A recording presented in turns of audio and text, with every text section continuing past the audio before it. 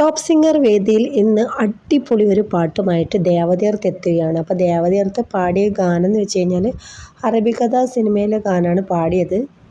തിരികെ ഞാൻ വരുമെന്ന വാർത്ത കേൾക്കാനായി എന്നുള്ള മനോഹരമായൊരു ഗാനമാണ് മോൻ പാടിയത്. അപ്പോൾ ഇതിൻ്റെ സംഗീതം ചെയ്തത് ബിജിപാൽ, വരികൾ എഴുതിയിരിക്കുന്നത് അനിൽ പനച്ചൂരാൻ. ഈ ഒരു അടിപൊളി ഗാനം പാടി പ്രേക്ഷകരിലേക്ക് എത്തിച്ചത് കെ.ജെ. യേശുദാസാണ്. ഈ ഒരു ഗാനമാണ് ദേവതീർത്ത് മോൻ വേദിയിൽ വെച്ച് പാടുന്നത്. അപ്പോൾ ഫാമിലിയും കൂടി അടങ്ങുന്നൊരു പെർഫോമൻസ് ആയിരുന്നു.